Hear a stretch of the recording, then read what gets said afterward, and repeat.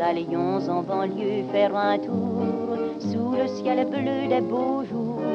La piste aux étoiles, vous m'emmenez ici pour me faire rêver. Ah bah oui, pour qu'on aille un tout petit peu dans une autre dimension. C'est quand même bien une vie de pouvoir s'évader de temps en temps. C'est un endroit qui a plus de 150 ans, inauguré en 1852 par Napoléon III. Oui, c'est formidable. Et c'est formidable que ce lieu existe toujours, que personne n'a eu la très mauvaise idée de détruire pour construire un immeuble ou quelque chose. Alors aujourd'hui ça s'appelle le cirque d'hiver, autrefois ça s'appelait le cirque Napoléon. C'est mieux cirque d'hiver, non? Ça veut dire qu'il réchauffe les âmes. C'est ça. Alors c'est un lieu qui a connu plusieurs vies. En 1907, il a été transformé en cinéma pâté, puis après la Première Guerre mondiale en théâtre populaire. Ce n'est qu'à partir de 1923 qu'il est redevenu un cirque. Bon, vous savez qu'aujourd'hui cet endroit il appartient à l'une des familles les plus mythiques du cirque. Allez. Les Bouglione. Les Bouglione. Bouglione. Vous aimez les clowns, vous? J'adore les clowns. J'aurais adoré aujourd'hui être clown ou Coluche ou quelqu'un pour dire on est plus fort que toute la déchéance ou le déluge, entre guillemets, qui surgit autour de nous. J'aurais adoré. En écoutant les sirènes. Bonjour Radoumi Alianou. Bonjour. Bienvenue dans votre Paris des Arts. Vous êtes cinéaste, vous venez de finir votre dernier long métrage qui s'intitule L'histoire de l'amour, évidemment. On va en parler dans cette émission. Mais avant, je vous propose d'aller faire un petit tour de piste. Alors, on va peut-être pas tenter le double supérieur arrière carpé, mais on va aller saluer Victoria Bouglione qui est en train de répéter pour son nouveau spectacle. Allons-y. On y va? Lorsque l'on parle de cirque, un nom est spontanément cité, Bouglione. Plus qu'un patronyme, c'est toute une histoire, un clan, une famille de nomades qui en 1934 a élu domicile ici, en plein cœur de Paris, au cirque d'hiver. Répétition en ce moment pour le dernier spectacle intitulé Surprise. Bonjour Victoria. Bonjour. On va te regarder t'entraîner un petit peu? Bien sûr.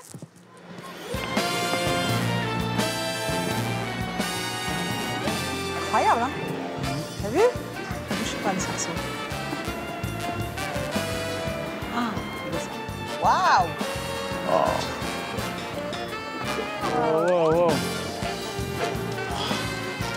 Incroyable. On a le droit d'applaudir quand même. Comment est-ce que vous définiriez la magie du lieu?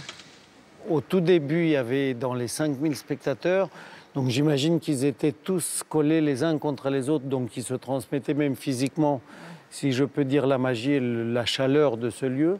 Et toute cette couleur un peu ocre, le velours donne aussi une certaine chaleur. Ça me rappelle quand même le concert où il y avait le doré du théâtre du Châtelet. Vous retrouvez ça un peu aussi, cette magie au cinéma? Ah bah, on essaye ça en tout cas. Je pense que tout réalisateur, même pour les films très réalistes, notre rêve c'est d'extraire le spectateur de sa réalité, de ses soucis, de sa vie quotidienne et de lui proposer pendant 1h30 à 2 heures quelque chose à un voyage. Il y a un lien très fort dans cette famille Bouglione qui repose sur la transmission. La transmission, c'est une valeur à laquelle vous tenez? Ah, je crois énormément à la transmission. Et effectivement, on en parle dans mon dernier film, dans l'histoire de l'amour. Je trouve formidable ce qui s'est passé dans ce lieu, cette transmission de génération en génération, parce qu'il y a une énergie commune. Les uns soutiennent les autres, les uns retiennent leur souffle lorsque les autres se produisent. Donc il y a une unité, il y a des liens tellement forts qui pourraient être un exemple pour notre société.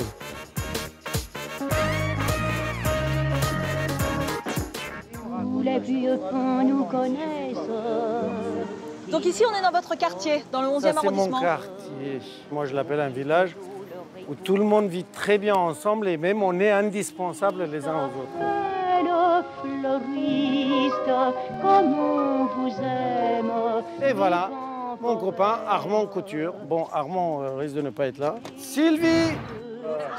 Voilà, voilà. Je suis à chaque fois que je viens ici champion olympique puisque je monte sur la plus haute marche. Alors, on arrive chez mon ami Christophe, meilleur boucher au monde.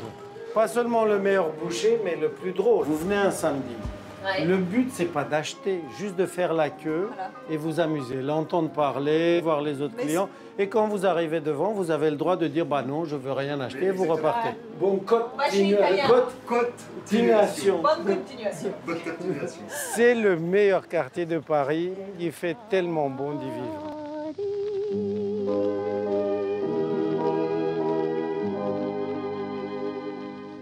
Radu, vous venez donc de terminer votre long métrage L'histoire de l'amour, magnifique titre, l'adaptation du roman de Nicole Krauss. C'est important aujourd'hui de parler d'amour? Moi, je crois qu'il est urgent. Après, ce n'est qu'un point de vue personnel. Moi, je crois qu'il est urgent parce que de ce que j'analyse, moi, de la société, pas seulement française, un tout petit peu occidentale, voire mondiale, que peut-être la plus grande crise qui nous atteint, c'est la crise de l'amour et la crise du lien. Le lien entre générations, liens familiaux, liens d'amitié. On est dans une époque où le nihilisme a atteint un apogée incroyable, c'est-à-dire on est passé déjà de l'individualisme, qui est la réussite par le soi, à l'amour de soi. Donc dans cet amour de soi, de plus en plus, on enlève l'amour de l'autre et la confiance en soi, de pouvoir être aimé et d'être capable d'aimer d'une manière folle et durable. Love stories never last. Look around you. If you love her, Leo, you must let her go. The Germans are less than 200 miles away. Leo, we will get married in New York. Promise me, you will come. I promise you. Love only exists in books. That's not true. I love you! Alma Merminski really did exist. Love is real. Ce film, comme vos autres films, débute par une déchirure. Moi, j'ai remarqué que ce qui vous plaisait, c'est la manière dont les gens se relevaient. Vous aimez les personnages qui, au départ, sont à terre et puis qui, à un moment, vont se redresser à force d'y croire, parce que la vie, elle peut aussi être belle. C'est quoi? C'est votre part d'optimisme ou c'est juste en réaction à notre époque? Bah, c'est un peu les deux. Ce qui m'intéresse, c'est à la fois la tragédie, ce côté sombre, disons, de la vie et de l'être humain, et à la fois sa capacité perpétuelle de ne pas s'avouer vaincu, de se remettre debout. Et c'est ça mes films, c'est-à-dire c'est l'histoire comment se remettons debout, seul et avec les autres, et comment regagner sa dignité. Vos thèmes de prédilection, ce sont l'exil et l'identité. Vous avez été marqué par votre histoire personnelle. Vous êtes le fils d'un journaliste juif. Vous avez fui la dictature de Ceausescu quand vous aviez 22 ans.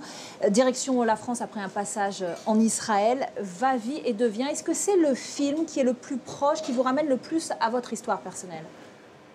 Oui, mais les autres aussi. C'est-à-dire, le métier d'un réalisateur et d'un auteur, c'est de se cacher derrière d'autres histoires. Et après, c'est des histoires qui nous touchent profondément. Effectivement, Va, vie et devient, ça serait le plus proche parce que j'ai dû partir. J'ai laissé aussi toute ma famille en Roumanie avec à ce moment-là l'idée que je ne le reverrai plus jamais. Et pareil, je partais dans une société complètement inconnue, avec une langue inconnue. Donc ça semble le plus proche. Après, je suis très près quand même du concert aussi. Parce que le concert, pareil, parle d'une humiliation, d'une mise à genoux et comment on se relève et comment on croit toujours à la flamme intérieure. Et le dernier, l'histoire de l'amour, le héros, c'est-à-dire Léo, un des deux personnages principaux, c'est quasiment mon père. C'est-à-dire mon père a survécu à tout. Il a vécu le nazisme, il a été déporté, il s'est évadé. Après, il a survécu au stalinisme, à Ceausescu, pour émigrer finalement en France, comme Léo émigre aux États-Unis. Et il n'a jamais perdu cette vitalité et cette foi dans la vie, alors qu'il avait toutes les raisons pour ne plus y croire. Et il a une formule, aujourd'hui, quand il est toujours vivant, il a 95 ans, il a une formule magique qui le tient en vie, qui dit « La vie aime ceux qui aiment la vie ». Et donc, ça aussi, c'est très, très proche de moi et il m'a transmis ce virus-là. Alors, dans tous vos films, la culture juive est très présente. Dès vos débuts, je pense notamment donc, à ce film Train de vie. C'est un film qui vous a fait connaître auprès du grand public. C'est un film qui a été primé un peu partout dans le monde. Est-ce que vous vous attendiez à un tel succès ? Non, et surtout je sortais d'un autre film, de mon premier film qui est Inconnu au bataillon, qui même ma famille ne l'a pas vu au complet. Donc à l'époque, je pensais que j'étais fini, que jamais j'aurais du succès. Et tout d'un coup, miracle, ça commence au Festival de Venise, où il y a une manif dans la rue des spectateurs, parce que le film n'était pas en compétition, il était hors compétition, et les spectateurs ont demandé à ce qu'il soit en compétition, et il a été mis en compétition, et on a eu 2 prix. Heil Hitler! Heil Hitler! Ausweis bitte, Herr Major.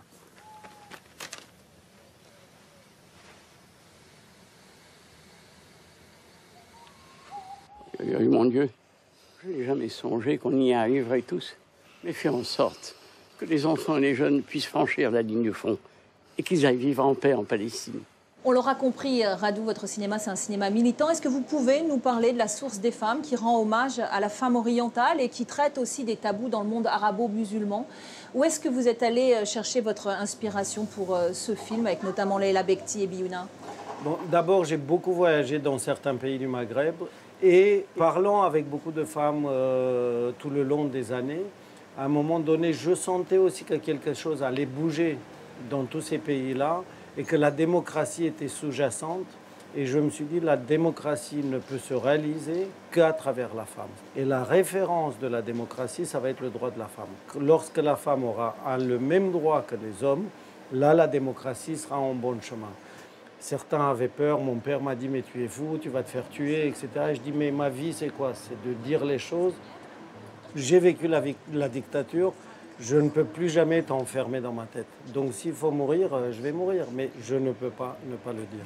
Vous avez coécrit et produit un documentaire qui s'intitule « Caricaturiste fantassin de la démocratie ». C'est un documentaire qui a été présenté à Cannes en 2014. C'est surtout un plaidoyer en faveur de la liberté d'expression. Ah oui, je suis très ami avec Plantu. Et il m'a raconté plein de choses où on s'est dit tous les deux, on avait des antennes, on s'est dit que dans le monde entier, même dans le monde libre, occidental, où on pense qu'il n'y a aucun problème, la liberté d'expression était très en danger. C'est-à-dire le politiquement correct, certaines choses on a le droit de dire, d'autres pas, d'autres on est en train de blesser. On s'est dit, on va sur une mauvaise pente et on a tiré cette sonnette d'alarme. Ça a été peu entendu. Malheureusement, 6 mois après, c'est passé ce qui s'est passé. Charlie, où la société entière a compris que ces gens-là étaient en danger, mais qu'à travers eux, c'est nous. Tous ici, on pense en images. Notre vraie première langue, c'est pas l'arabe, c'est pas le français, c'est pas l'anglais, c'est l'image. Un dessinateur de presse est avant tout un provocateur.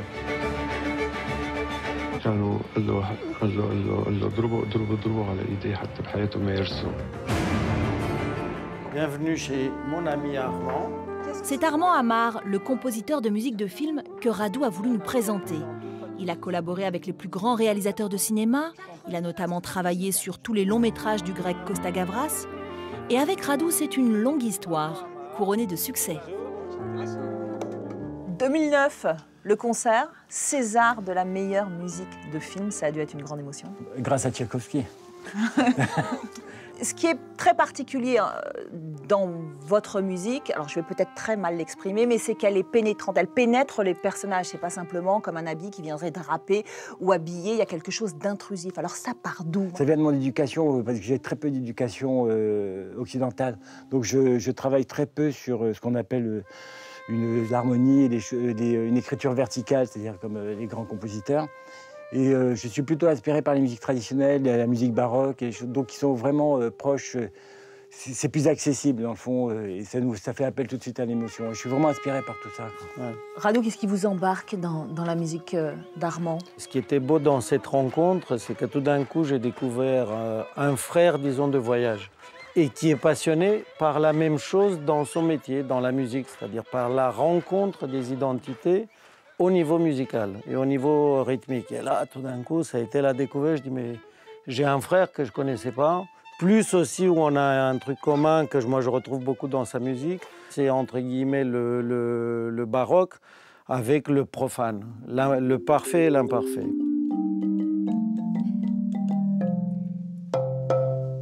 Pas mal. Ah, pas mal. Radou, on t'a enregistré ça pour mon prochain film. Et vous aimez beaucoup les musiques du monde? J'adore les musiques du monde. C'est pour ça aussi que vous travaillez avec Yann Arthus Bertrand? Je me retrouve dans cet univers parce que c'est des univers où je peux exploiter aussi ce que j'aime. Alors, des musiques de films, des musiques de documentaires, qu'est-ce que vous faites d'autre? Bon, moi, je viens du spectacle vivant. En fait, pendant des années, j'ai travaillé pour la danse, pour Caroline Carson. Comme ça, j'ai fait beaucoup de musique pour la danse et j'en fais encore aujourd'hui, d'ailleurs. D'accord. J'adore ça. Est-ce qu'il y a un truc que vous n'avez pas fait et dont vous opéra. rêvez? Non, j'avais envie de faire un opéra, je l'ai fait. Ouais. Et puis voilà, non, ça avance et peut-être il y aura des choses qui vont me surprendre. Une comédie musicale? Non. Non.